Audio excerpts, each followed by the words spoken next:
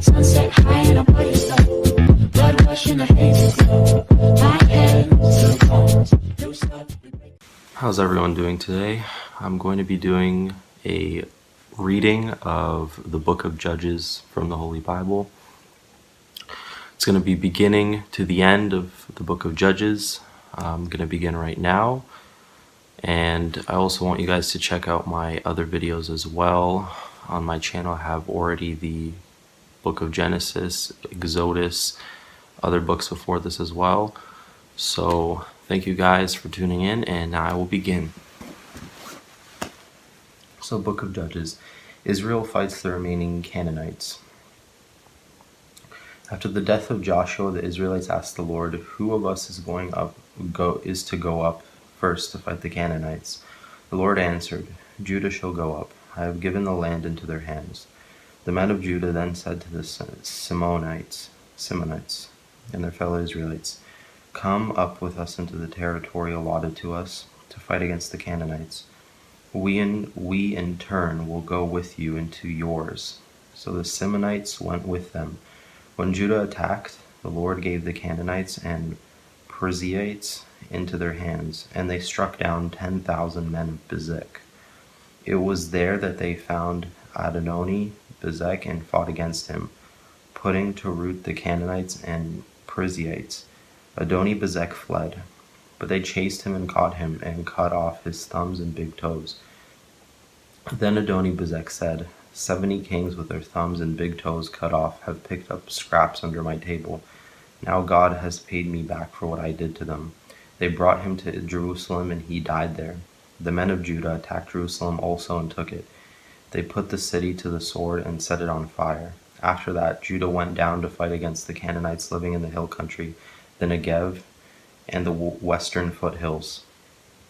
They advanced against the Canaanites living in Hebron, formerly called Kiriath Arba, and defeated Sechai, Ahiman, and Talmai. From there they advanced against the people living in Debir, formerly called Kiriath Sefer, and Caleb said, "I will give my daughter Aksah in marriage to the man who attacks and captures Kiriath Sefer." Other Othniel, son of Kenaz, Caleb's younger brother, took it. So Caleb gave his daughter to Aksah to him in marriage. One day when she came to Othniel, she urged him to ask her father for a field. When she got off her donkey, Caleb asked her, "What can I do for you?" She replied, "Do me a special favor, since you have given me land in the Negev. Give me also springs of water." So Caleb gave her the upper and the lower springs. The descendants of Moses' father-in-law, the Kenite, went up from the city of palms with the people of Judah to live among the inhabitants of the desert of Judah in Negev near Arad. Then the men of Judah went with the Simonites, their fellow Israelites, and attacked the Canaanites living in Zaphath, and they totally destroyed the city. Therefore it was called Hormah. Judah also took Gaza, Ashkelon, and Ekron, each city with its territory. The Lord was with the men of Judah. They took possession of the hill country, but they were unable to drive the people from the plains, because they had chariots fitted with iron. As Moses had promised, Hebron was given to Caleb, who drove from it the 3 sons of Anak, the Benjamites, however did not drive out the Jebusites, who were living in Jerusalem. To this day, the Jebusites lived there with the Benjamites. Now the tribes of Joseph attacked Bethel, and the Lord was with them, when they sent men to spy out Bethel, formerly called Luz. The spies saw a man coming out of the city, and they said to him, "Show us how to get into the city, and we will see that you are treated well." So he showed them, and they put the city to the sword, but spared the man and his whole family. He then went to the land of the Hittites, where he built a city and called it Luz, which is its name to this day. But Manasseh did not drive out the people of Bashan, or Tanakh, or Dor, or Ibleam, or Megiddo, and their surrounding settlements, for the Canaanites were determined to live in that land. When Israel became strong, they pressed the Canaanites into forced labor, but never drove them out completely. Nor did Ephraim drive out the Canaanites living in Gezer, but the Canaanites continued to live there among them. Neither did Zebulun drive out the Canaanites living in Kitron and Nachalot. So these Canaanites lived among them. But Zebulun did not subject them to forced labor, nor did Asher drive out those living in Akko, or Sidon, or Achlab, or Akzib, or Helba, or Afak, or Rehub. The Asherites lived among the Canaanite inhabitants of the land, because they did not drive them out. Neither did Naphtali drive out those living in Beth-Shemesh or Beth-Anach. But the Naphtalites too lived among the Canaanite inhabitants of the land, and those living in Beth-Shemesh and Beth-Anach became forced laborers for them. The Amorites confined the Danites to the hill country, not allowing them to come down into the plain. And the Amorites were determined also to hold out in Mount Heres, Ajalon, and Shalbim. But when the power of the tribes of Joseph increased, they too were pressed into forced labor. The boundary of the Amorites was from Scorpion Pass to Selah, to Selah, and beyond. The angel of the Lord at Bochim. The angel of the Lord went up from Gilgal to Bochim, and said, I brought you up out of Egypt and led you into the land I swore to give your ancestors. I said, I will never break my covenant with you, and you shall not make a covenant with the people of this land, but you shall break down their altars. Yet you have disobeyed me. Why have you done this? And I have also said, I will not drive them out before you. They will become traps for you, and their gods will become snares to you. When the angel of the Lord had spoken these things to all the Israelites, the people wept aloud, and they called that place Bochim.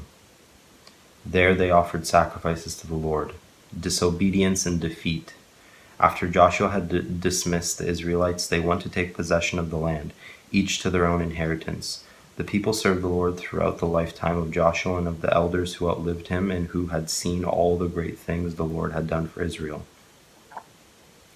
Joshua son of Nun, the servant of the Lord, died at the age of 110, and they buried him in the land of his inheritance, at Timnath Heres, in the hill country of Ephraim, north of Mount Gash. After that whole generation had been gathered to their ancestors, another generation grew up who knew neither the Lord nor what he had done for Israel. Then the Israelites did evil in the eyes of the Lord and served the Baals. They forsook the Lord, the God of their ancestors who had brought them out of Egypt. They followed and worshipped various gods of the peoples around them. They aroused the Lord's anger, because they forsook him and served Baal and the Ashtaroth. In his anger against Israel, the Lord gave them into the hands of raiders who plundered them.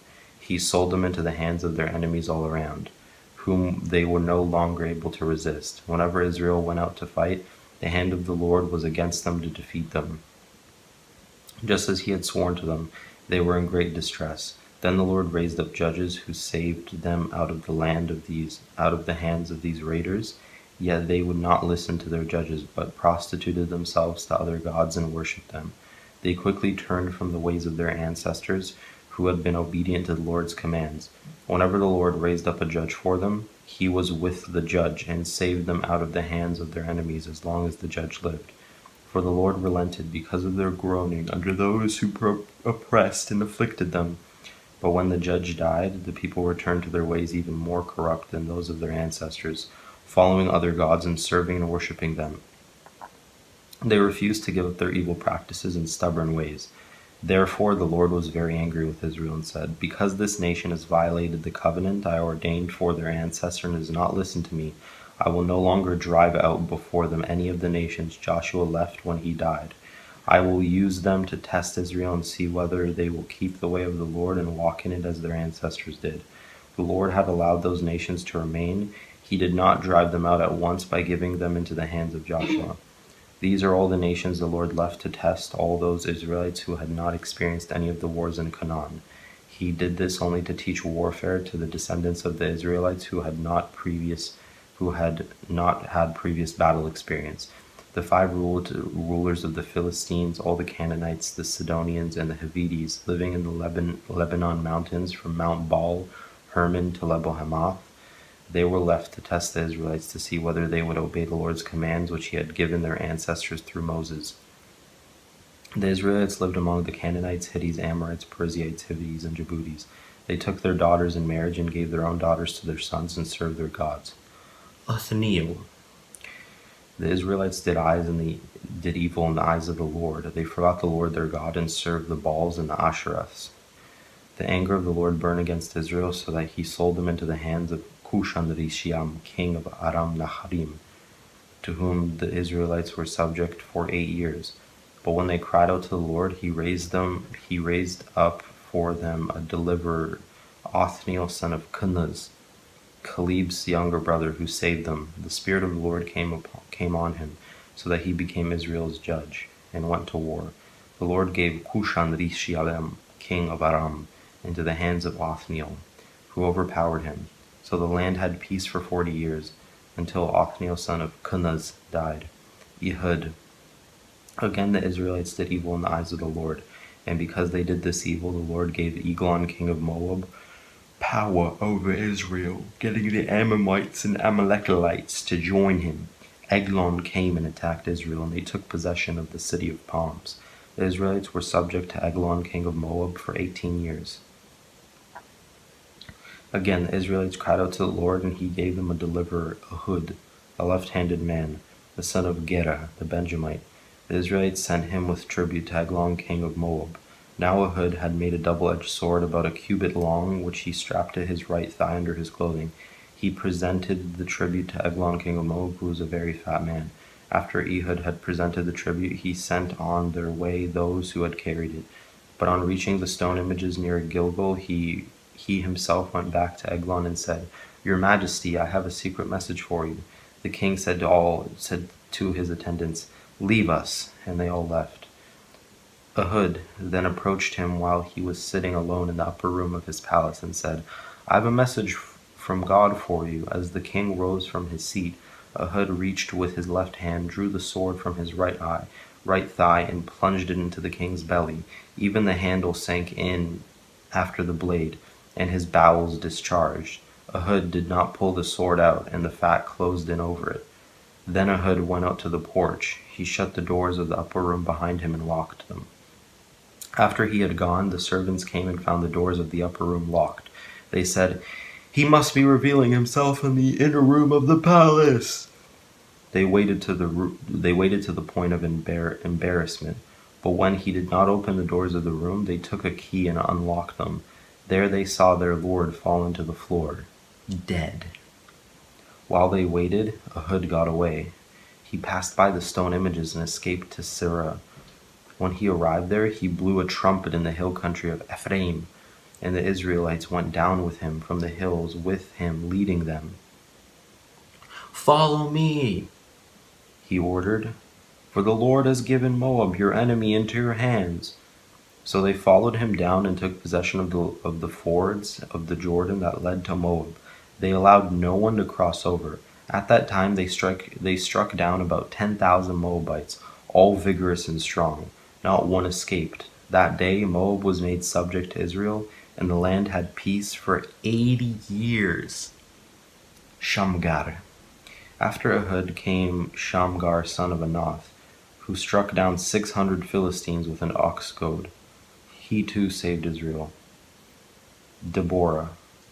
Again, the Israelites did evil in the eyes of the Lord now that Ehud was dead, so that the Lord sold him into the hands of Jabin, king of Canaan, who reigned in Hazor Sisera. The commander of his army was based in Harosheth Hagoyim. Because he had 900 chariots fitted with iron and had cruelly oppressed the Israelites for 20 years, they cried to the Lord for help. Now Deborah, a prophet, the wife of Lepidoth, was leading Israel at that time. She held court under the palm of Deborah between Ramah and Bethel in the hill country of Ephraim. And the Israelites went up to her and to have their disputes decided. She went for Barak, son of Abinum, from Kadesh in Naphtali, and said to him, "The Lord, the God of Israel, commands you, Go take with you 10,000 men of Naphtali and Zebulun, and lead them up to Mount Tabor. I will lead Sisera, the commander of Jabin's army, with his chariots and his troops to the Kishon River, and give him into your hands. Barak said to her, If you go with me, I will go, but if you don't go with me, I won't go. Certainly I will go with you, said Deborah, but because of the course you are taking, the honor will not be yours, for the Lord will deliver Sisera into the hands of a woman. So Deborah went with Barak to Kadesh. There Barak summoned Zebulun and Naphtali, and 10,000 men went up under his command. Deborah also went up with him. Now Heber the Kenite had left the other Kenites, the descendants of Hobab, Moses' brother-in-law, and pitched his tent by the great tree in Zanim, near Kadesh. When they told Sisera that Barak son of Abinoam had gone up to Mount Tabor, Sisera summoned from Harosheth Hagoyim to the Kishon River all his men and his 900 chariots fitted with iron. Then Deborah said to Barak, Go!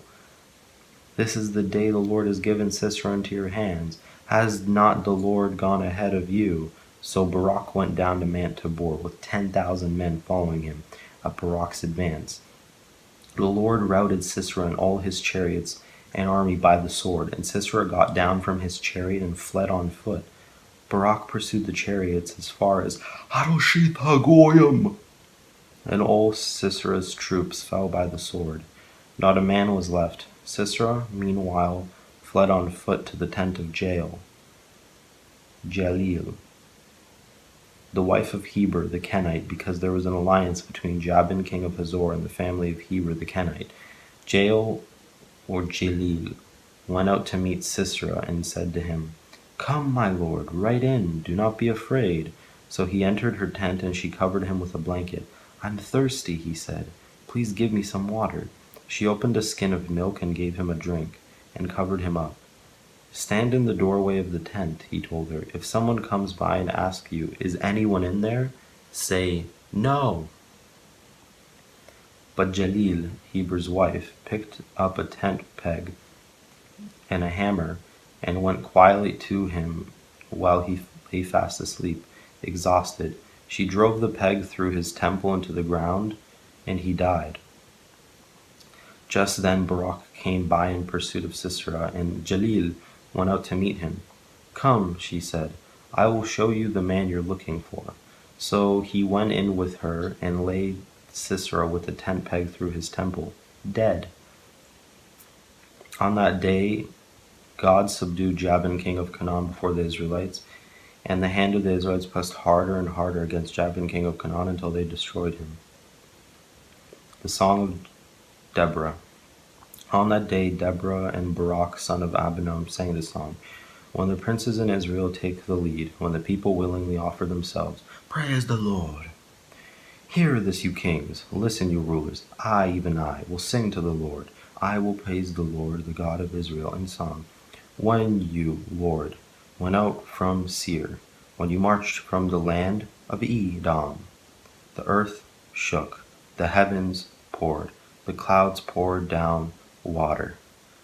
The mountains quaked before the Lord, the one of Sinai, before the Lord, the God of Israel, in the days of Shamgar son of Anath. In the days of Jalil, the highways were abandoned, travelers took to winding paths.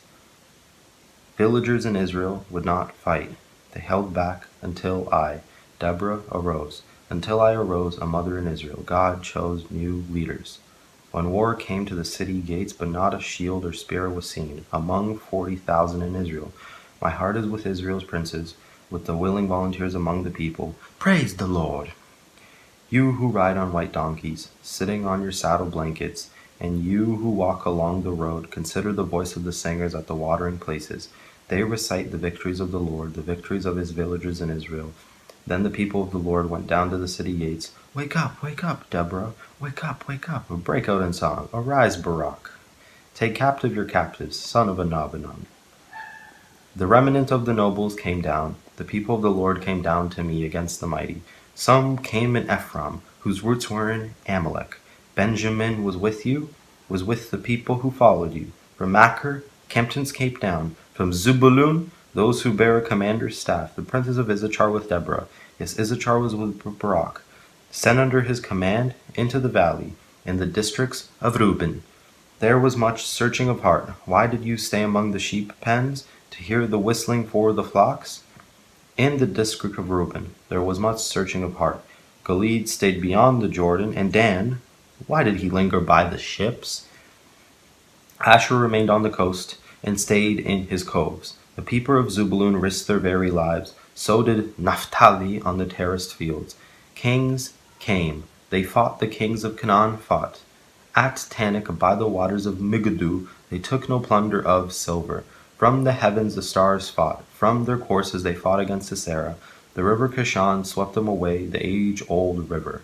The river Kishon, march on, my soul, be strong. Then thundered the horses. Hooves galloping, galloping, go his mighty steeds.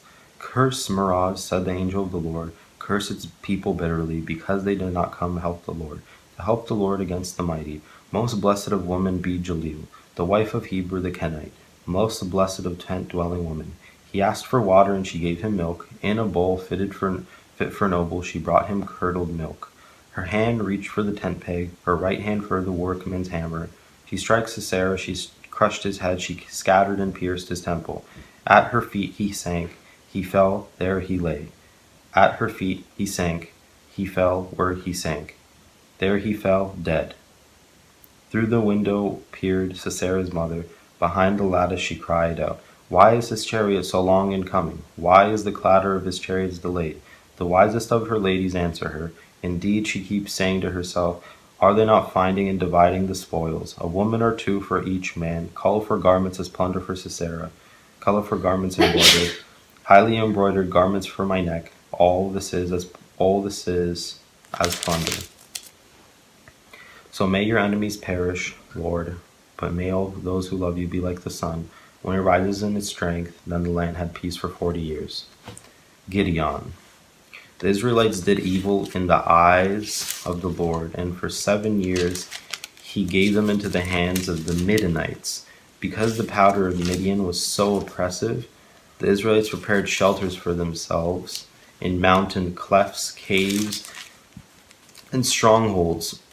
Whenever the Israelites planted their crops, the Midianites, Amalekites, and other eastern peoples invaded the country. They camped on the land and ruined the crops all the way to Gaza, and did not spare a living thing for Israel, neither sheep nor cattle nor donkeys. They came up with their livestock with their tents like swarms of locusts. It was impossible to count them or their camels. They invaded the land to ravage it. Midian so impoverished the Israelites that they cried out to the Lord for help.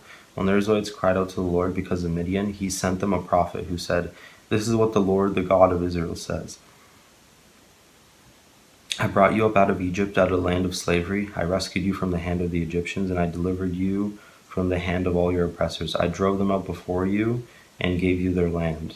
I said to you, I am the Lord your God. Do not worship the gods of the Amorites in whose land you live, but you have not listened to me. The angel of the Lord came and sat down under the oak in Ophrah, and belonged to Joash the Abiezrite, where his son Gideon was threshing wheat in a winepress to keep it from the Midianites. When the angel of the Lord appeared to Gideon, he said, the Lord is with you, mighty warrior. Pardon me, my lord, Gideon replied, but if the Lord is with us, why has all this happened to us? Where are all his wonders that our ancestors told us about when they said, did not the Lord bring us up out of Egypt, but now the Lord has abandoned us and given us into the hand of Midian? The Lord turned to him and said, go in the strength you have and save Israel out of Midian's land. Am I not sending you? Pardon me, my lord, Gideon replied, but how can I save Israel? My clan is the weakest in Manasseh, and I am the least in my family. The Lord answered, I will be with you, and you will strike down all the Midianites, leaving none alive. Gideon replied, if now I have found favor in your eyes, give me a sign that is really you talking to me. Please do not go away until I come back and bring my offering and set it before you." And the Lord said, "I will wait until you return." Gideon went inside, prepared a young goat, and from an ephah of flour he made bread without yeast. Putting the meat in a basket and its broth in a pot, he brought them out and offered them to under the yoke. The angel of God said to him, "Take the meat and the unleavened bread, place them on this rock, and pour out the broth." And Gideon did so. Then the angel of the Lord touched the meat and the unleavened bread with the tip of the staff that was in his hand. Fire flared from the rock, consuming the meat and the bread, and the angel of the Lord disappeared. When Gideon realized that it was the angel of the Lord, he exclaimed, "Alas, sovereign Lord, I have seen the angel of the Lord face to face." But the Lord said to him, "Peace, do not be afraid, you are not going to die." So Gideon built an altar to the Lord there, and he called it, "The Lord is Peace." To this day it stands in Ophrah of the Abiezrites. That same night the Lord said to him, "Take the second bull from your father's herd, the one 7 years old. Tear down your father's altar to Baal, and cut down the Asherah pole beside it. Then build a proper kind of altar to the Lord your God on the top of his height. Using the wood of Asherah pole that you cut down, offer the second bull as a burnt offering." So Gideon took of his servants and did as the Lord told him. But because he was afraid of his family and the townspeople, he did it at night rather than in the daytime. In the morning, when the people out of the town got up, there was Baal's altar demolished, with the Asherah pole beside it cut down, and the second bull sacrificed on the newly built altar. They asked each other, "Who did this?" When they carefully investigated, they were told, "Gideon, son of Joash, did it." The people of the town demanded of Joash, "Bring out your son, he must die, because he has broken down Baal's altar and cut down the Asherah pole beside it." But Joash replied to the hostile crowd around him, "Are you going to plead Baal's cause? Are you trying to save him? Whoever fights for him shall be put to death by morning. If Baal is really a god, he can defend himself when someone breaks down his altar." So because Gideon broke down Baal's altar, they gave him the name Jerubbaal that day, saying, "Let Baal contend with him." Now all the Midianites, Amalekites, and other eastern peoples joined forces and crossed over the Jordan and camped in the valley of Jezreel. Then the Spirit of the Lord came on Gideon, and he blew a trumpet, summoning the Abiezrites to follow him. He sent messengers throughout Manasseh, calling them to arms, and also into Asher, Zebulun, and Naphtali, so that they too went up to meet them. Gideon said to God, "If you will save Israel by my hand as you have promised, look, I will place a wool fleece on the threshing floor. If there is dew only on the fleece, and all the ground is dry, then I will know that you will save Israel by my hand as you said." And that is what happened. Gideon rose early the next day. He squeezed the fleece and wrung out the dew, a bowlful of water. Then Gideon said to God, "Do not be angry with me. Let me just make one more request. Allow me one more test with the fleece, but this time make the fleece dry and let the ground be covered with dew." That night God did so. Only the fleece was dry, all the ground was covered with dew. Gideon defeats the Midianites. Early in the morning, Jerubbaal, that is Gideon, and all his men camped at the spring of Harod. The camp of Midian was north of them in the valley near the hill of Moreh. The Lord said to Gideon, "You have too many men. I cannot deliver Midian into their hands, or Israel would boast against me. My own strength has saved me. Now announce to the army, anyone who trembles with fear may turn back and leave Mount Gilead." So 22,000 men left, while 10,000 remained. But the Lord said to Gideon, "There are still too many men. Take them down to the water, and I will thin them out for you there. If I say this one shall go with you, he shall go. But if I say this one shall not go with you, he shall not go." So Gideon took the men down to the water. There the Lord told him, "Separate those who lap the water with their tongues as a dog laps from those who kneel down to drink." 300 of them drank from cupped hands, lapping like dogs. All the rest got down on their knees to drink. The Lord said to Gideon, "With the 300 men that lapped I will save you, and give the Midianites into your hands. Let all the others go home." So the Gideon sent the rest of the Israelites home, but kept the 300 who took over the provisions and trumpets of the others. Now the camp of Midian lay before him in the valley. During that night the Lord said to Gideon, "Get up, go down against the camp, because I am going to give it back into your hands. If you are afraid to attack, go down to the camp with your servant Purah and listen to what they are saying. Afterward you will be encouraged to attack the camp." So he and Purah his servant went down to the outposts of the camp. The Midianites, the Amalekites, and all the other eastern peoples that had settled in the valley, thick as locusts. Their camels could no more be counted than the sand on the seashore. Gideon arrived just as man was telling a friend his dream. "I had a dream," he was saying. "A round loaf of barley bread came tumbling into the Midianite camp.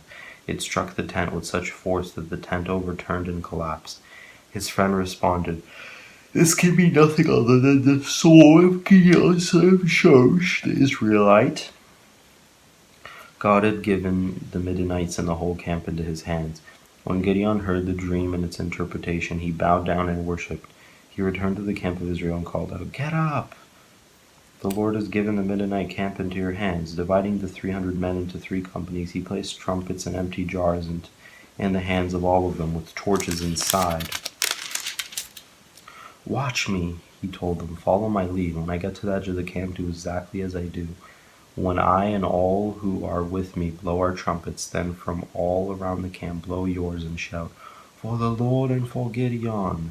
Gideon and the 100 men with him reached the edge of the camp at the beginning of the middle watch, just after they had changed the guard. They blew their trumpets and broke the jars that were in their hands. The 3 companies blew the trumpets and smashed the jars, grasping the torches in their left hands and holding in their right hands the trumpets they were to blow. They shouted, "A sword for the Lord and for Gideon." While each man held his position around the camp, all the Midianites ran, crying out as they fled. When the 300 trumpets sounded, the Lord caused the men throughout the camp to turn on each other with their swords. The army fled to Beth Sitta, towards Zerera, as far as the border of Abel Maloah, near Tabbath. Israelites from Naphtali, Asher, and all Manasseh were called out, and they pursued the Midianites. Gideon sent messengers throughout the hill country of Ephraim, saying, "Come down against the Midianites and seize the waters of the Jordan ahead of them as far as Beth-barah." So all the men of Ephraim were called out, and they seized the waters of the Jordan as far as Beth-barah.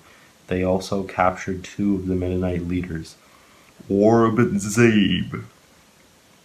They killed Oreb at the rock of Oreb. And Zeb at the winepress of Zeb. They pursued Midianites and brought the heads of Oreb and Zeb to Gideon, who was by the Jordan. Zebah and Zalmunna. Now the Ephraimites asked Gideon, "Why have you treated us like this? Why didn't you call us when you went to fight Midian?" And they challenged him vigorously. But he answered them, "What have I accomplished compared to you? Aren't the gleanings of Ephraim's grapes better than the full grape harvest of Abariza?" God gave Oreb and Zeb, the Midianite leaders, into your hands. What was I able to do compared to you? At this, their resentment against him subsided. Gideon and his 300 men, exhausted yet keeping up the pursuit, came to the Jordan and crossed it. He said to the men of Succoth, "Give my troops some bread. They are worn out, and I am still pursuing Zebah and Zalmunna, the kings of Midian." But the officials of Succoth said, "Do you already have the hands of Zebah and Zalmunna in your possession? Why should we give bread to your troops?" Then Gideon replied, "Just for that, when the Lord has given Zebah and Zalmunna into my hand, I will tear your flesh with desert thorns and briers." From there he went up to Peniel and made the same request of them. But they answered as the men of Succoth had. So he said to the men of Peniel, "When I return in triumph, I will tear down this tower." So Zebah and Zalmunna were in Kalkor with a force of about 15,000 men, all that were left of the armies of the eastern peoples.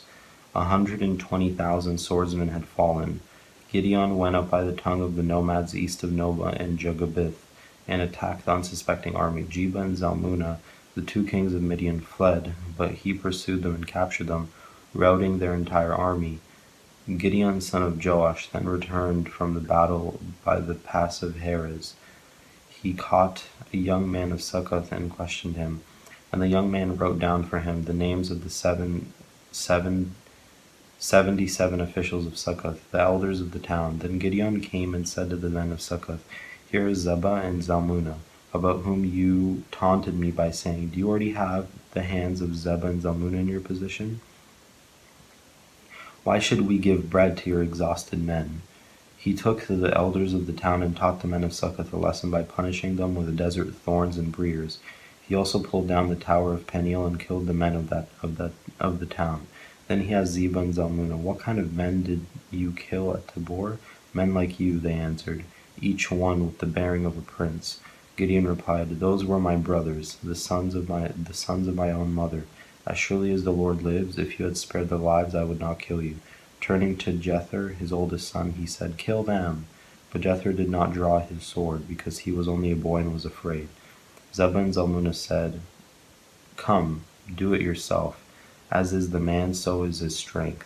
So Gideon stepped forward and killed them, and took the ornaments off their camels' necks. Gideon's ephod. The Israelites said to Gideon, "Rule over us, you, your son, and your grandson, because you have saved us from the hand of Midian." But Gideon told them, "I will not rule over you, nor will my son rule over you. The Lord will rule over you." And he said, "I do have one request, that each of you give me an earring from your share of the plunder." It was the custom of the Ishmaelites to wear gold earrings. They answered, "We'll be glad to give them." So they spread out a garment, and each of them threw a ring from his plunder into it. The weight of the gold rings he asked for came to 1,700 shekels, not counting the ornaments, the pendants, and the purple garments worn by the kings of Midian, or the chains that were on the camels' necks. Gideon made the gold into an ephod, which he placed in Ophrah, his town. All Israel prostituted themselves by worshipping it there, and it became a snare to Gideon and his family. Gideon's death. Thus Midian was subdued before the Israelites and did not raise its head again. During Gideon's lifetime, the land had peace 40 years. Jerubbaal, son of Joash, went back home to live. He had 70 sons of his own, for he had many wives. His concubine, who lived in Shechem, also bore him a son, whom he named Abimelech. Gideon, son of Joash, died at a good old age, and was buried in the tomb of his father Joash in Ophrah the Abiezrites. No sooner had Gideon died than the Israelites again prostituted themselves to the Baals. They set up Baal-berith as their god, and did not remember the Lord their God, who had rescued them from the hands of all their enemies on every side. They also failed to show any loyalty to the family of Jerubbaal, that is, Gideon, in spite of all the good things he had done for them. Abimelech, son of Jerubbaal, went to his mother's brothers in Shechem and said to them and to all his mother's clan, "Ask all the citizens of Shechem which is better for you, to have all 70 of Jerubbaal's sons rule over you, or just one man. Remember, I am your flesh and blood." And when the brothers repeated all this to the citizens of Shechem, they were inclined to follow Abimelech, for they said, "He is related to us." They gave him 70 shekels of silver from the temple of Baal-berith, and Abimelech used it to hire reckless scoundrels who became his followers. He went to his father's home in Ophrah, and on one stone murdered his 70 brothers, the sons of Jerubbaal. But Jotham, the youngest son of Jerubbaal, escaped by hiding. Then all the citizens of Shechem and Beth Millo gathered beside the great tree at the pillar in Shechem to crown Abimelech king. When Jotham was told about this, he climbed up on the top of Mount Gerizim and shouted to them, "Listen to me, citizens of Shechem, so that God may listen to you." One day the trees went out to anoint a king for themselves. They said to the olive tree, "Be our king." But the olive tree answered, "Should I give up my oil, by which both gods and humans are honored, to hold sway over the trees?" Next the tree said to the fig tree, "Come and be our king." But the fig tree replied, "Should I give up my fruit so good and sweet to hold sway over the trees?" Then the tree said to the vine, Come and be our king." But the vine answered, "Should I give up my wine, which cheers both gods and humans, to hold sway over the trees?" Finally all the trees said to the thorn bush, "Come and be our king." The thorn bush said to the trees, "If you really want to anoint me king over you, come and take refuge in my shade, but if not, Then let fire come out of the thorn bush and consume the cedars of Lebanon. Have you acted honorably and in good faith by making Abimelech king? Have you been fair to Jerubbaal and his family? Have you treated him as he deserves? Remember that my father fought you and risked his life to rescue you from the hand of Midian. But today you have revolted against my father's family. You have murdered his 70 sons on a single stone and made Abimelech, the son of his female slave, king over the citizens of Shechem because he is related to you. So have you acted honorably and in good faith toward Jerubbaal and his family? Today, if you have, may Abimelech be your joy, and may you be his too. But if you have not, let fire come out of Abimelech and consume you, the citizens of Shechem and Beth Millo, and let fire come out from you, the citizens of Shechem and Beth Millo, and consume Abimelech. Then Jotham left, escaping to Beer, and he lived there because he was afraid of his brother Abimelech. After Abimelech had governed Israel 3 years, God stirred up animosity between Abimelech and the citizens of Shechem, so that they acted treacherously against Abimelech. God did this in order that the crime against Jerubbaal's 70 sons,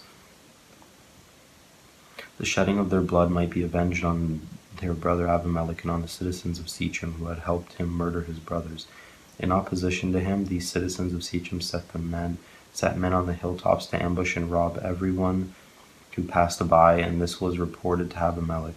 Now Gaal, son of Ebed, moved with his clan into Shechem, and its citizens put their confidence in him. After they had gone out into the fields and gathered the grapes and trodden them, they held a festival in the temple of their God. While they were eating and drinking, they cursed Abimelech. Then Gaal, son of Ebed, said, "Who is Abimelech, and why should we Shechemites be subject to him? Isn't he Jerubbaal's son, and isn't Jebul his deputy? Serve the family of Mor, Shechem's father. Why should we serve Abimelech? If only this people were under my command, then I would get rid of him, and I would say to Abimelech, call out your whole army." When Zebul, the governor of the city, heard what Gaal, son of Ebed, said, he was very angry. Under cover he sent messengers to Abimelech, saying, "Gaal, son of Ebed, and his clan have come to Shechem and are stirring up the city against you. Now then, during the night, you and your men should not come and lie in wait in the fields. In the morning at sunrise, advance against the city. When Gaal and his men come out against you, seize the opportunity to attack them." So Abimelech and all his troops set out by night and took up the concealed positions near Shechem in 4 companies. Now Gaal, son of Ebed, had gone out and was standing at the entrance of the city gate just as Abimelech and his troops came out from their hiding place. When Gaal saw them, he said to Zebul, "Look, people are coming down from the tops of the mountains." Zebul replied, "You mistake the shadows of the mountains for men." But Gaal spoke up again, "Look, people are coming down from the central hill, and a company is coming from the direction of the diviner's tree." Then Zebul said to him, "Where is your big talk now? You who said, 'Who is Abimelech that we should subject to him?' Aren't these the men you ridiculed? Go out and fight them." So Gaal led out the citizens of Shechem and fought Abimelech. Abimelech chased him all the way to the entrance of the gate, and many were killed as they fled. Then Abimelech stayed in Arumah, and Zebul drove Gaal and his clan out of Shechem. The next day the people of Shechem went out to the fields, and this was reported to Abimelech. So he took his men, divided them into 3 companies, and set out an ambush in the fields. When he saw the people coming out of the city, he rose to attack them. Abimelech and the companies with him rushed forward to a position at the entrance of the city gate. Then 2 companies attacked those in the fields and struck them down. All that day Abimelech pressed his attack against the city until he had captured and killed its people. Then he destroyed the city and scattered salt over it. On hearing this, the citizens in the tower of Shechem went into the stronghold of the temple of El-Berith. When Abimelech heard that they had assembled there, he and all his men went up Mount Zalmon. He took an axe and cut off some branches which he lifted to his shoulders. He ordered the men with him, "Quick! Do what you have seen me do." So all the men cut branches and followed Abimelech. They piled them against the stronghold and set it on fire with the people still inside. So all the people in the tower of Shechem, about 1,000 men and women, also died. Next Abimelech went to Thebas and besieged it and captured it. Inside the city, however, was a strong tower, to which all the men and women, all the people of the city had fled.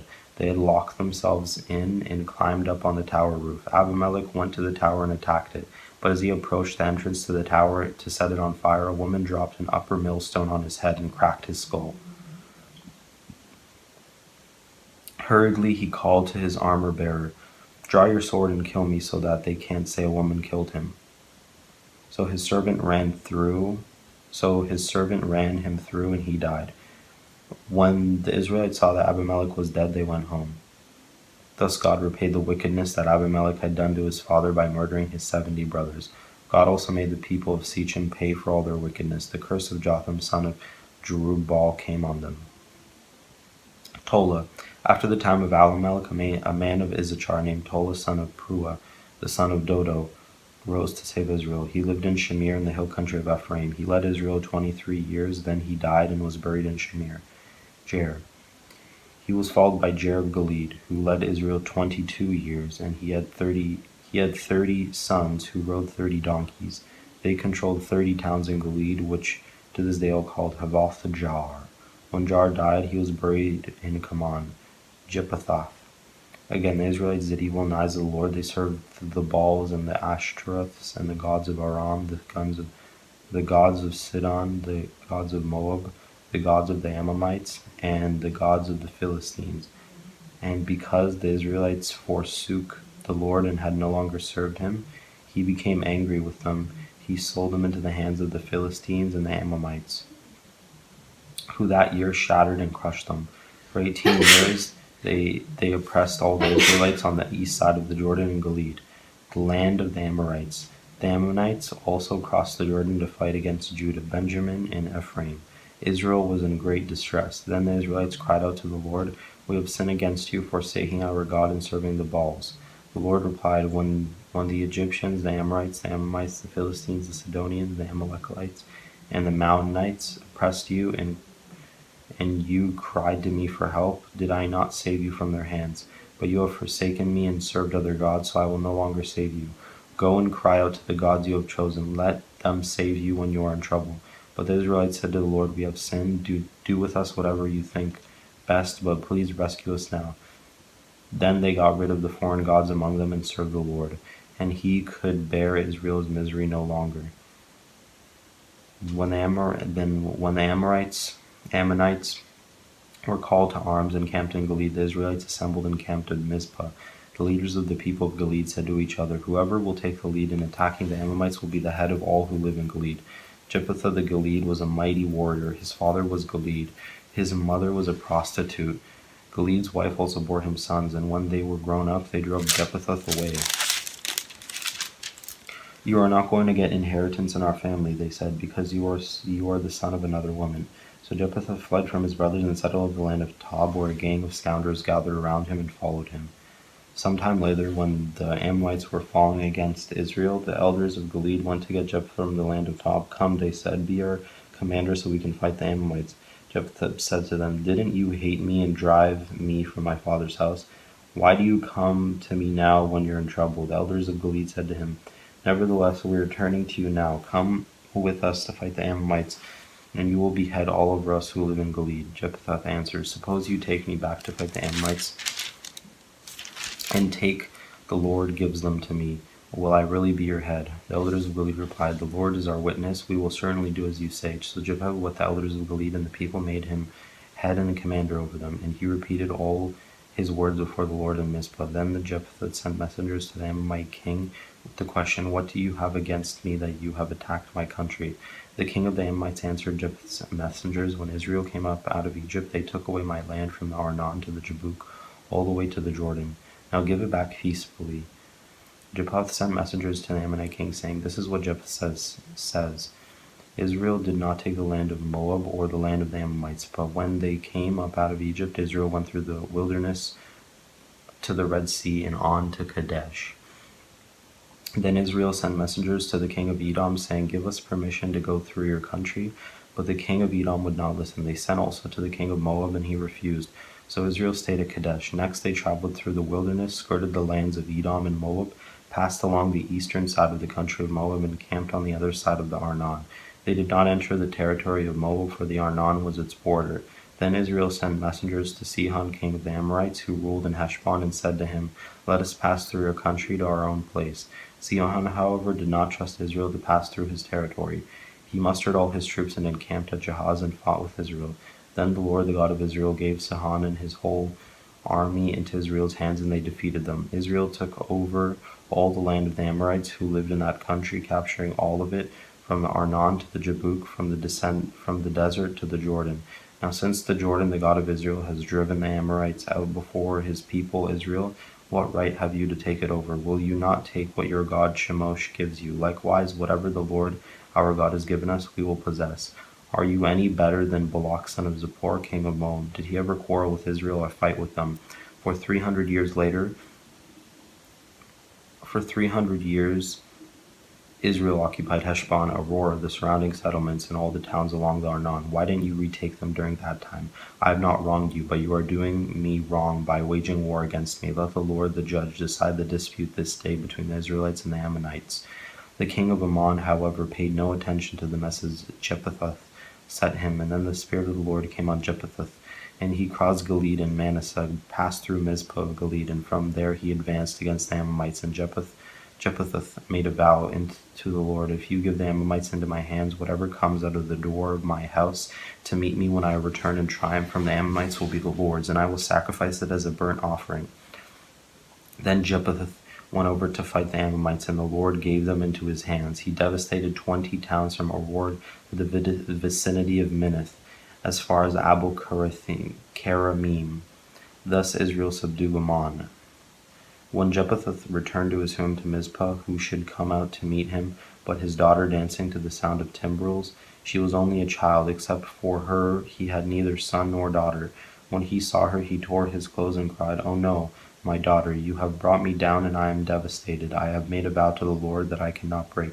"My father," she replied, "you have given your word to the Lord. Do to me just as you promised, now that the Lord has avenged you of your enemies, the Ammonites. But grant me this one request," she said. "Give me 2 months to roam the hills and weep with my friends, because I will never marry." "You may go," he said. And he let her go for 2 months. She and her friends went into the hills and wept because she would never marry. After the 2 months she returned to her father, and he did to her as he vowed, and she was a virgin. From this comes the Israelite tradition that each year the young women of Israel go for 4 days to commemorate the daughter of Jephthah the Gileadite. Jephthah and Ephraim. The Ephraimite forces were called out, and they crossed over to Japhon, and they said to Jephthah, "Why did you go to fight the Ammonites without calling us to go with you? We're going to burn down your house over your head." Jephthah answered, "I and my people were engaged in a great struggle with the Ammonites, and although I called you, you didn't save me out of their hands. When I saw that you wouldn't help, I took my life into my own hands and crossed over to fight the Ammonites, and the Lord gave me the victory over them. Now why have you come up today to fight me?" Jephthah then called together the men of Gilead and fought against Ephraim. The Gileadites struck them down because they, the Ephraimites, had said, "You Gileadites are renegades from Ephraim to Manasseh." The Gileadites captured the fords of the Jordan leading to Ephraim, and whenever a survivor of Ephraim said, "Let me cross over," the men of Gilead asked him, "Are you an Ephraimite?" If he replied, "No," they said, "All right, say Shibboleth." If he said Shibboleth because he could not pronounce the word correctly, they seized him and killed him at the fords of the Jordan. 42,000 Ephraimites were killed at that time. Jephthah led Israel 6 years. Then Jephthah the Gileadite died and was burned in a town in Gilead. Ibzan, Elon, and Abdon. After him, Ibzan of Bethlehem led Israel. He had 30 sons and 30 daughters. He gave his daughters away in marriage to those outside his clan. And for his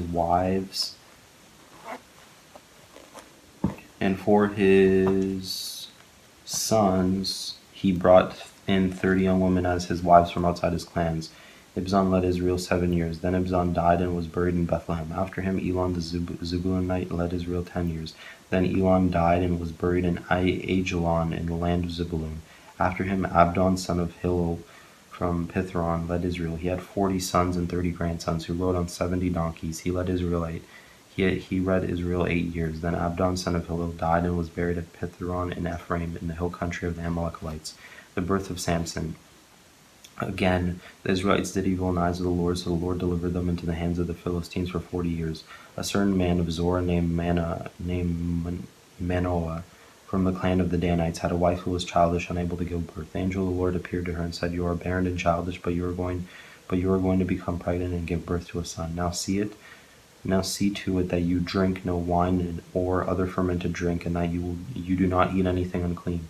You will become pregnant and have a son whose head is never to be touched by a razor, because the boy is to be a Nazarite, dedicated to God from the womb. He will take the lead in delivering Israel from the hands of the Philistines." Then the woman went to her husband and told him, "A man of God came to me. He looked like an angel of God, very awesome. I did not ask where he came from, and he did not tell me his name, but he said to me, 'You will become pregnant and have a son. Now then, drink no wine or other fermented drink. Do not eat anything unclean, because the boy will be a Nazarite of God from the womb until the day of his death.'"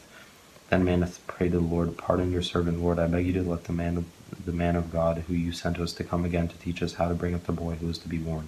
God heard Manoah, and the angel of God came again to the woman while she was out in the field, but her husband Manoah was not with her. The woman hurried to tell her husband, "He's here, the man who appeared to me the other day." Manoah got up and followed his wife. When he came to the man, and he said, "Are you the man who talked to my wife?" "I am," he said. So Manoah asked him, "When your words are fulfilled, what is to be the rule that governs the boy's life and work?"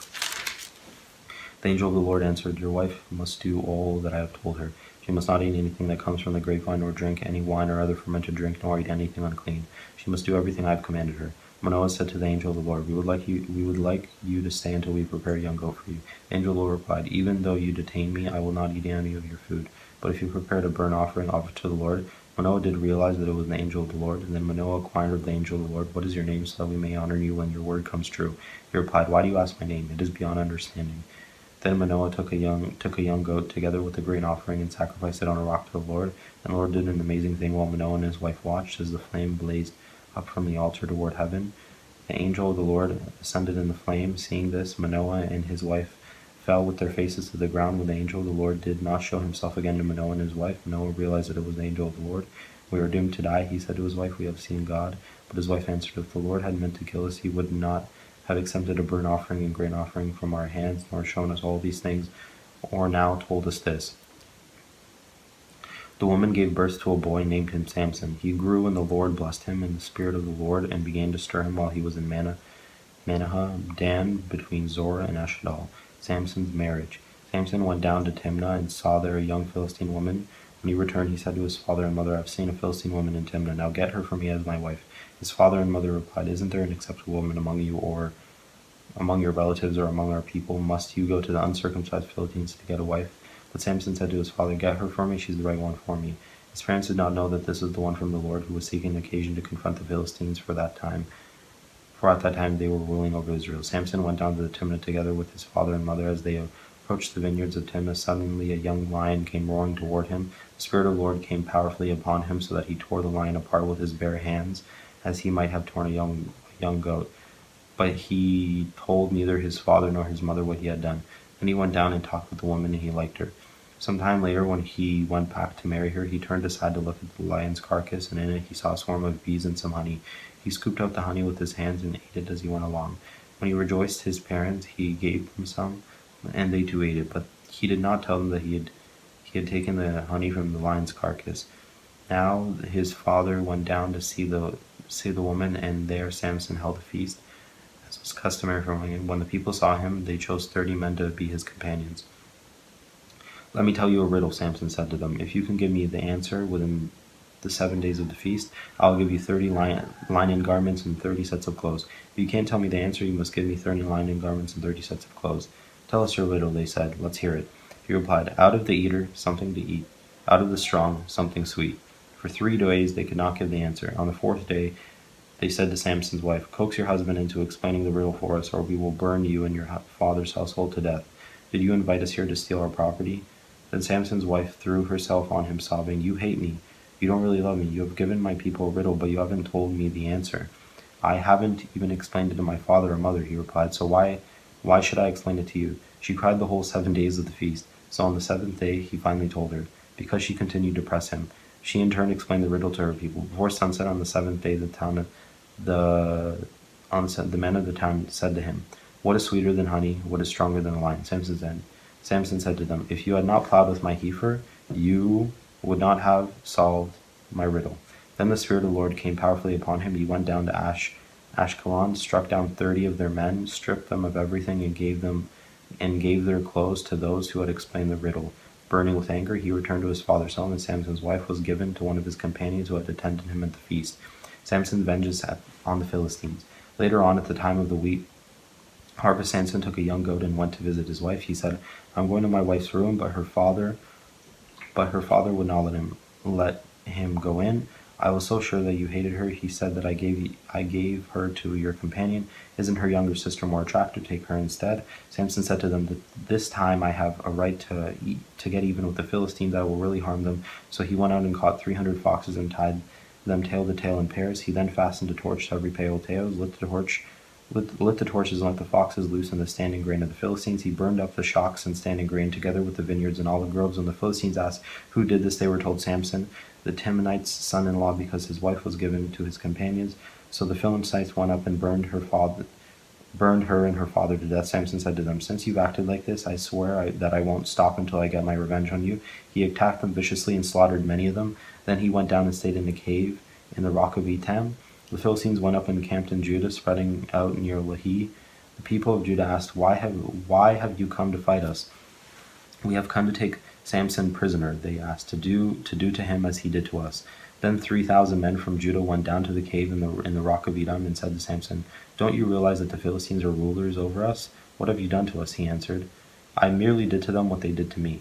They said to him, "We've come to tie you up and hand you over to the Philistines." Samson said, "Swear to me that you won't kill me yourselves." "Agreed," they answered. "We will only tie you up and hand you over to them. We will not kill you." So they bound him with 2 new ropes and led him up from the rock. As he approached Lehi, the Philistines came toward him, shouting. The Spirit of the Lord came powerfully upon him. The ropes of his arm became like charred flax, and the bindings dropped from his hands. Finding a fresh jawbone of a donkey, he grabbed it and struck down 1,000 men. Then Samson said, with a donkey's jawbone I have made donkeys of them. With a donkey's jawbone I have killed 1,000 men. When he finished speaking, he threw away the jawbone, and the place was called Ramoth Lehi. Because he was very thirsty, he cried out to the Lord, You have given your servant this great victory. Must I now die because of thirst and fall into the hands of the uncircumcised?" Then God opened up the hollow place in Lehi, and the water came out of it. When Samson drank, his strength returned, and he revived. So the strength was called En-Hakkore, and it is still there in Lehi. Samson led Israel for 20 years in the days of the Philistines. Samson and Delilah. One day Samson went to Gaza, where he saw a prostitute. He went in and spent the night with her. The people of Gaza were told, "Samson is here." So they surrounded the place and lay in wait for him all night at the city gate. They made no move during the night, saying, "At dawn we'll kill him." But Samson lay there only until the middle of the night. Then he got up and took hold of the doors of the city gate, together with the 2 posts, and tore them loose, bar and all. He lifted them to the top of his shoulders and carried them to the top of the hill that faces Hebron. Sometimes later he fell in love with a woman in the valley of Sorek, whose name was Delilah.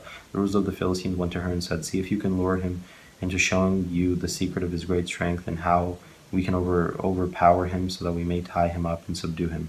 Each one of us will give you 1,100 shekels of silver." So Delilah said to Samson, "Tell me the secret of your great strength, and how you can be tied up and subdued." Samson answered, "If anyone ties me with 7 fresh bowstrings that have not been dried, I'll become as weak as any other man." Then the rulers of the Philistines brought her 7 fresh bowstrings that have not been dried, and she tied him with them. With men hidden in the room, she called to him, "Samson, the Philistines are upon you." But he snapped the bowstrings as easily as a piece of string snaps when it comes close to a flame. So the secret of his strength was not discovered. And Delilah said to Samson, "You have made a fool of me. You lied to me. Come now, tell me how you can be tied." He said, "If anyone ties me on securely with new ropes that have never been used, I'll become as weak as any other man." So Delilah took new ropes and tied him with them.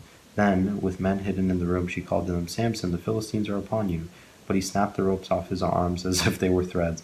Delilah then said to Samson, "All this time you have been making a fool of me and lying to me. Tell me how you can be tied." He replied, "If you weave the 7 braids of my head into the fabric of the loom and tighten it with the pin, I'll become as weak as any other man." So while he was sleeping, Delilah took the 7 braids of his head, wove them into the fabric, and tightened it with the pin. And again she called to Samson, "The Philistines are upon you." He woke from his sleep and pulled the pin and the loom with the fabric. Then she said, "How can you say I love you when you won't confide in me? This is the 3rd time you have made a fool of me and haven't told me the secret of your great strength." With such nagging, she prodded him day after day until he was sick of death of it. So he told her everything. "No razor has been has ever been used on my head, he said, because I have been a Nazarite dedicated to God from my mother's womb. If my head were shaved, my strength would leave me, and I would become as weak as any other man. When Delilah saw that he had told her everything, she sent word to the rulers of the Philistines, "Come back once more. He has told me everything." So the rulers of the Philistines returned with the silver in their hands. After putting him to sleep on her lap, she called for someone to shave off the 7 braids of his hair, and so began to submit, and his strength left him. Then she called, "Simone, the Philistines are upon you." He woke from his sleep and thought, "I'll go as before and shake myself free." But he did not know that the Lord had left him. Then the Philistines seized him, gouged out his eyes, and took him down to Gaza. Binding him with bronze shackles, they set him to grinding grain in the prison, but the hair on his head began to grow again after it had been shaved. The death of Samson. Now the rulers of Philistines assembled to offer a great sacrifice to Dagon their god, and celebrate, saying, "Our God has delivered Samson, our enemy, into our hands." When the people saw him, they praised their God, saying, "Our God has delivered our enemy into our hands, the one who laid waste our land and multiplied our slain." While they were in high spirits, they shouted, "Bring out Samson to entertain us." So they called Samson out of the prison, and they performed for them. When they stood him among the pillars, Samson said to the servant who held his hand, "Put me where I can feel the pillars that support the temple, so that I may lean against them." So the temple was crowded with men and women. All the rulers of the Philistines were there, and on the roof were about 3,000 men and women watching Samson perform. And then Samson prayed to the Lord, "Sovereign Lord, remember me. Please, God, strengthen me just once more, and let me with one blow revenge on the Philistines for my 2 eyes." Then Samson reached toward the 2 central pillars on which the temple stood, bracing himself against them, his right hand on the one and his left hand on the other. Samson said, "Let me die with the Philistines." Then he pushed with all of his might, and down came the temple on the rulers and all the people in it. Thus he killed many more when he died than when he lived. Then his brothers and his fathers and whole family went down to get him. They brought him back and buried him between Zorah and Eshtaol in the womb of Manoah. His father, he had led Israel 20 years. Micah's idols. Now a man named Micah from the hill country of Ephraim said to his mother that the 1,100 shekels of silver that were taken from you, and about which I heard you utter a curse, I have the silver with me. I took it. Then his mother said, "The Lord bless you, my son." When he returned the 1,100 shekels of silver to his mother, he said, "I solemnly consecrate my silver to the Lord, for my son will take an image overlaid with silver, I will give it back to you." So after he returned the silver to his mother, she took 200 shekels of silver and gave them to a silversmith, who used them to make the idol, and it was put in Micah's house. Now this man Micah had a shrine, and he made an ephod and some household gods, and installed one of his sons as his priest. In those days Israel had no king. Everyone did as they saw fit. A young Levite from Bethlehem in Judah, who had been living within the clan of Judah, left that town in search of some other place to stay. On his way, he came to Micah's house in the hill country of Ephraim. Micah asked him, "Where are you from?" "I'm a Levite from Bethlehem in Judah," he said, "and I'm looking for a place to stay." Then Micah said to him, Live with me, and be my father and priest, and I'll give you 10 shekels of silver a year, your clothes and your food. So the Levite agreed to live with him, and the young man became like one of his sons to him. Then Micah installed the Levite, and the young man became his priest and lived in his house. And Micah said, Now I know that the Lord made good to me, since this Levite has become my priest. The Danites settled in Laish. In those days Israel had no king, and in those days the tribe of their Danites was seeking a place of their own where they might settle, because they had not yet come into an inheritance among the tribes of Israel. So the Danites sent 5 of the leading men from Zorah and Eshtaol to spy out the land and explore it. These men represented all the Danites. They told him, "Go explore the land." So they entered the hill country of Ephraim and came to the house of Micah, where they spent the night. When they were near Micah's house, they recognized the voice of the young Levite, so they turned in there and asked him, "Who brought you here? What are you doing in this place? Why are you here?" He told them what Micah had done for him, and said, He has hired me, and I am his priest. Then they said to him, "Please inquire of God to learn whether our journey will be successful." The priest answered them, "Go in peace, your journey has the Lord's approval." So the 5 men came to Laish, where they saw that the people were living in safety, like the Sidonians at peace and secure, and since their land lacked nothing, they were prosperous. Also they lived a long way from the Sidonians and had no relationship with anyone else. When they returned to Zorah and Eshtaol, their father Danites asked them, "How did you find these things?" They answered, "Come on, let's attack them. We've seen the land, it is very good. Aren't you going to do something? Don't hesitate to go there and take it over. When you get there, you will find an unsuspecting people in a spacious land that God has put into your hand, the land that lacks nothing whatever." Then 600 men of the Danites armed for battle sent out for Zor and Eshtal on their way. They set up camp near Kiriath Jearim in Judah. This is why the place west of Kiriath Jearim is called in Menahad Dan. To this day from there they went on to the hill country of Ephraim and came to Micah's house. Then the 5 men who had spied out the land of Laish said to their fellow Danites, "Do you know that one of these houses has an ephod, some household gods, and an image overlaid with silver? Now you know what to do." So they turned in there and went to the house of the young Levite at Micah's place and greeted him. The 600 Danites armed for battle stood at the entrance of the gate. The 5 men who had spied out the land went inside and took the idol, the ephod, and the household gods, while the priests and the 600 armed men stood at the entrance of the gate. When the 5 men went into Micah's house and took the idol, the ephod, and the household gods, the priest said to them, "What are you doing?" They answered him, "Be quiet, don't say a word. Come with us and be our father and a priest. Isn't it better that you serve a tribe and a clan in Israel as a priest rather than just one man's household?" The priest was very pleased. He took the ephod, the household gods, and the idol and went along with the people, putting their little children, their livestock, and their possessions in front of them. They turned away and left. When they had gone some distance from Micah's house, the men who lived near Micah were called together and overtook the Danites. As they shouted after them, the Danites turned and said to Micah, "What's the matter with you that you called out your men to fight?" He replied, "You took away the gods I made and my priest and went away. What else do I have? How can you ask, 'What's the matter with you?'" The Danites answered, "Don't argue with us, or some of the men may get angry and attack you, and your family will lose lives." So the Danites went their way, and Micah, seeing that they were too strong for him, turned around and went back home. Then they took what Micah had made and his priest and went on to Laish against the people who had peace and secure. They attacked them with the sword and burned down their city. There was no one to rescue them because they lived a long way from Sidon and had no relationship with anyone else. The city was in a valley near Beth Rehob. The Danites rebuilt the city and settled there. They named it Dan after their ancestor Dan, who was born to Israel, though the city used to be called Laish. There the Danites set up for themselves the idol, the Jonathan son of Gershom, the son of Moses, and his sons were priests for the tribe of Dan until the time of the captivity of the land. They continued to use the idol Micah had made, and all the time the house of God was in Shilho. A Levite and his concubine. In those days Israel had no king. Now a Levite who lived in a remote area of the hill country of Ephraim took a concubine from Bethlehem in Judah, but she was unfaithful to him. She left him and went back to her parents' home in Bethlehem, Judah. After she had been there 4 months, her husband went to her to persuade her to return. He had with him his servant and 2 donkeys. She took him into her parents' home, and when her father saw him, he gladly welcomed him. His father-in-law, the woman's father, prevailed on him to say so. He remained with him 3 days, eating and drinking and sleeping there. On the 4th day they got up early, and he prepared to leave. But the woman's father said to his son-in-law, "Refresh yourself with something to eat, then you can go." So the 2 of them sat down to eat and drink together. Afterward the woman's father said, "Please stay tonight and enjoy yourselves." And when the man got up to go, his father-in-law persuaded him, so he stayed there that night. On the morning of the 5th day, when he rose to go, the woman's father said, "Refresh yourself. Wait until afternoon." So the 2 of them ate together. Then when the man with his concubine and his servant got up to leave his father-in-law, the woman's father said, "Now look, it's almost evening. Spend the night here. The day is nearly over. Stay and enjoy yourself. Early tomorrow morning you can get up and be on your way home." But unwilling to stay another night, the man left and went towards Jebus, that is Jerusalem, and with his 2 saddled donkeys and his concubine. When they were near Jebus and the day was almost gone, the servant said to his master, "Come, let's stop at the city of the Jebusites and spend the night."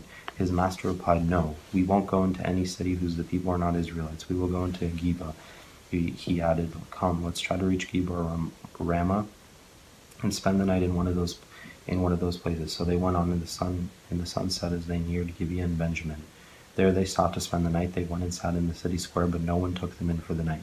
That evening an old man from the hill country of Ephraim, who was living in Gibeah, the inhabitants of the place where Benjamites came in from his work in the fields. When he looked and saw the traveler in the city square, the old man asked, "Where are you going? Where did you come from?" He answered, "We are on our way from Bethlehem in Judah to a remote area in the hill country of Ephraim where I live. I have been to Bethlehem in Judah, and now I am going to the house of the Lord. No one has taken me in for the night. We have both straw and fodder for our donkeys, and bread and wine for ourselves, your servants, me, the woman, and the young man with us. We don't need anything." "You are welcome at my house," the old man said. "Let me supply whatever you need. Only don't spend the night in the square." So he took him into his house and fed his donkeys. After they had washed their feet, they had something to eat and drink. While they were enjoying themselves, some of the wicked men of the city surrounded the house, Pounding on the door, they shouted to the old man who owned the house, "Bring out the man who came to your house so we can have sex with him." The owner of the house went inside and said to them, "No, my friends, don't be so vile. Since this man is my guest, don't do this outrageous thing. Look, here is my virgin daughter and his concubine. I will bring them out to you now, and you can use them and do to them whatever you wish. But as for this man, don't do such an outrageous thing." But the men would not listen to him, so the man took his concubine and set her outside to them, and they raped her and abused her throughout the night, and at dawn they let her go. At daybreak, the woman went back to the house where her master was staying, fell down at the door, and lay there until daylight. When her master got up in the morning and opened the door of the house and stepped out to continue on his way, there lay his concubine fallen in the doorway of the house with her hands out on the threshold. He said to her, "Get up, let's go." But there was no answer. Then the man put her on his donkey and set out for home. When he reached home, he took a knife and cut up his concubine limb by limb into 12 parts and sent them into all the areas of Israel. Everyone who saw it was saying to one another, "Such a thing has never been seen or done, not since the day the Israelites came out of Egypt." Just imagine, we must do something, so speak up. The Israelites punished the Benjamites. Then all Israel from Dan to Beersheba and from the land of Gilead came together and as one and assembled before the Lord in Mizpah. The leaders of all the people of the tribes of Israel took their places in the assembly of God's people. 400,000 men armed with swords. The Benjamites heard that the Israelites had gone up to Mizpah. Then the Israelites said, "Tell us how this awful thing happened." So the Levite, the husband of the murdered woman, said, "I and my concubine came to Gibeah and in Benjamin to spend the night. During the night, the men of Gibeah came after me and surrounded the house, intending to kill me. They raped my concubine and she died. I took my concubine, cut her into pieces, and sent one piece to each region of Israel's inheritance, because they committed this lewd and outrageous act in Israel. Now all you Israelites, speak up and tell me what you have decided to do." All the men rose up together as one, saying, "None of us will go home, not one of us will return to this house, but now this is what we'll do to Gibeah. We'll go up against it in the order decided by the casting lots. We'll take 10 men out of every 100 from all the tribes of Israel, and 100 from 1,000, and 1,000 from 10,000 to get provisions for the army. Then when the army arrives to Gibeah and Benjamin, it can give them what they deserve for this outrageous act done in Israel." So all the Israelites got together and united as one against the city. The tribes of Israel sent messengers throughout the tribe of Benjamin, saying, "What about this awful crime that was committed among you? Now turn those wicked men of Gibeah over to us, so that we may put them to death and purge the evil from Israel." But the Benjamites would not listen to their fellow Israelites from their towns. They came together at Gibeah to fight against the Israelites. At once the Benjamites mobilized 26,000 swordsmen from their town, in addition to 700 able young men from those living in Gibeah. Among all these soldiers there were 700 select troops who were left-handed, each of whom could sling a stone at a hair and not miss. Israel, apart from Benjamin, mustered 400,000 swordsmen, all of them for battle. The Israelite went up to Bethel and inquired of God. They said, "Who of us is to go up first to fight against the Benjamites?" The Lord replied, "Judah shall go first." The next morning the Israelites got up and pitched the camp near Gibeah. The Israelites went out to fight the Benjamites and took up battle positions against them at Gibeah. The Benjamites came out of Gibeah and cut down 22,000 Israelites on the battlefield that day, but the Israelites encouraged one another and again took up their positions where they had stationed themselves the first day. The Israelites went up and wept before the Lord until evening, and they inquired of the Lord. They said, Shall we go up again to fight the Benjamites, our fellow Israelites?" The Lord answered, "Go up against them." Then the Israelites drew near to Benjamin the second day. This time, when the Benjamites came out of Gibeah to oppose them, they cut down another 18,000 Israelites, all of them armed with swords. Then all the Israelites, the whole army, went up to Bethel, and there they sat weeping before the Lord. They fasted that day until evening and presented burnt offerings and fellowship offerings to the Lord. And the Israelites inquired of the Lord. In those days, the ark of the covenant of God was there, with Phinehas, son of Eleazar, the son of Aaron, ministering before it. They asked, "Shall we go up again to fight against the Benjamites, our fellow Israelites, or not?" The Lord responded, "Go, for tomorrow I will give them into your hands." Then Israel sent an ambush around Gibeah. They went up against the Benjamites on the third day and took up positions against Gibeah as they had done before. The Benjamites came out to meet them, and they were drawn away from the city. They began to inflict casualties on the Israelites as before, so that about 30 men fell into the open field and on the roads, the one leading to Bethel and the other to Gibeah. While the Benjamites were saying, "We are defeating them," as before, the Israelites were saying, "Let's retreat and draw them away from the city to the roads." All the men of Israel moved from their places and took up positions at Baal Tamar. And the Israelite ambushed charged out of its place on the west of Gibeah. Then 10,000 of Israel's young men made a frontal attack on Gibeah. The fighting was so heavy that the Benjamites did not realize how near disaster was. The Lord defeated Benjamin before Israel, and on that day the Israelites struck down 25,100 Benjamites, all armed with swords. Then the Benjamites saw that they were defeated. Then the Benjamites saw how they were beaten. Now the men of Israel had given before Benjamin because they had relied on the ambush they had set near Gibeah. Those who had been in ambush made a sudden dash into Gibeah, spread out, and put the whole city to the sword. The Israelites had arranged with the ambush that they should send up a great cloud of smoke from the city, and then the Israelites would counterattack. The Benjamites had begun to inflict casualties on the Israelites, about 30, and they said, "We are defeating them as in the first battle." But when the column of smoke began to rise from the city, the Benjamites turned and saw the whole city going up in smoke. Then the Israelites counteracted, and the Benjamites were terrified because they released that disaster had come on them. So they fled before the Israelites in the direction of the wilderness.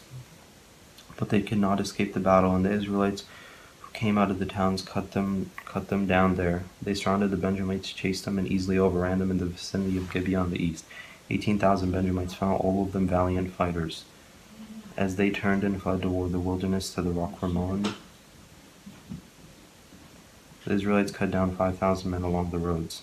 They kept pressing after the Benjamites as far as Gideon, and struck down 2,000 more. On that day 25,000 Benjamite swordsmen fell, all of them valiant fighters, but 600 of them turned and fled into the wilderness of the rock of Ramon, where they stayed 4 months. The men of Israel went back to Benjamin, put all the towns to the sword, including all the animals and everything else they found. All the towns they came across they set on fire, wives for the Benjamites.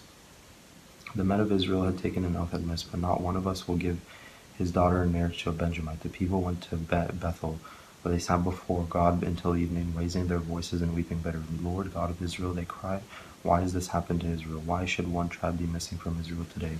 Early the next day, the people built an altar, presenting burnt offerings and fellowship offerings. Then the Israelites asked, "Who from all the tribes of Israel has failed to assemble before the Lord?" Well, they had taken a solemn oath that anyone who failed to assemble before the Lord in Mizpah was to be put to death. Now the Israelites grieved for the tribe of Benjamin, their fellow Israelites. "Today one tribe is cut off from Israel." They said, "How can we provide wives for those who are left, since we have taken an oath by the Lord not to give them of any of our daughters in marriage?" Then they asked which one of the tribes of Israel failed to assemble before the Lord in Mizpah. They discovered that no one from Jabesh Gilead had come to the camp for the assembly, for when they counted the people, they found that none of the people of Jabesh Gilead were there. So the assembly sent 12,000 fighting men with instructions to go to Jabesh Gilead and put the sword those living there, including the women and children. "This is what you ought to do," they said. "Kill every man and every woman who is not a virgin." They found among the people living in Jabesh Gilead 400 young women who had never slept with a man, and they took them to the camp of Sihon and Canaan. Then the whole assembly sent an offer of peace to the Benjamites at the rock of Ramon. So the Benjamites returned at that time, and they were given the women of Jabesh Gilead who had been spared, but they were not enough for all of them. The people grieved for Benjamin because the Lord had made a gap in the tribes of Israel, and all the elders of the assembly said, "With the women of Benjamin destroyed, how shall we provide wives for the men who are left? The Benjamite survivors must have heirs," they said, "so that the tribe of Israel will not be wiped out.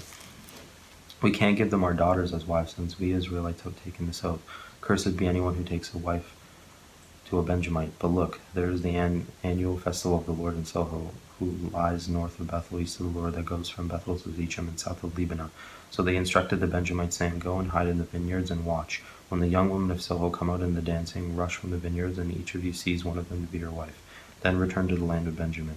When their fathers or brothers complain to us, we will say to them, 'Do us the favor of helping them, because we did not get wives for them during the war. You will not be guilty of breaking your oath, because you did not give your daughters to them.'" So that is what the Benjamites did. While the young women were dancing, each man caught one and carried her off to be his wife. Then they returned to their inheritance and rebuilt the towns and settled them. At that time the Israelites left that place and went home to their tribes and clans, each to his own inheritance. In those days Israel had no king. Everyone did as they saw fit. Alright guys, that is the end of the book of Judges. I hope you guys enjoyed it. I'm going to be leaving the links down in the description for the cut-up video, so you're going to be able to watch it from segment to segment. I hope you guys enjoyed that video, and thank you.